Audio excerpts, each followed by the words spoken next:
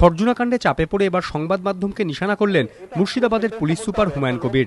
তার বক্তব্য বিকৃত করা হচ্ছে বলেও অভিযোগ করেছেন তিনি। আর কেটে পেস্ট করে দেন এখানে, এটা পুরো সেন্টেন্সটা বলতে হবে। একটা লোক যে সেন্টেন্সটা বলছে পুরো, ফোন ইনের দিনটা আর কাটতে পারে না, কারণ ফোন ইন তো মাঝখানে কথা কেটে যাবে।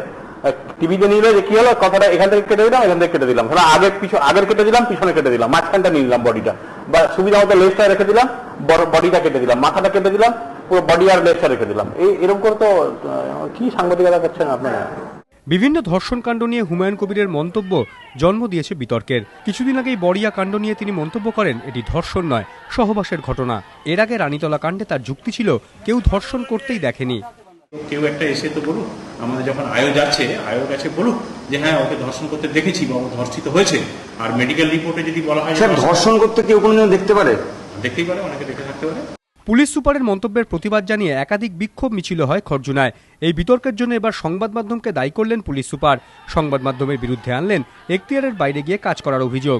এর আগে হুমায়ুন কবিরের বিভিন্ন মন্তব্য জন্ম দিয়েছে সমালোচনার।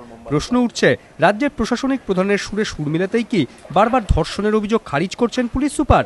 অনির্বাণ বাগচি, এবিপি আনন্দ, মুর্শিদাবাদ।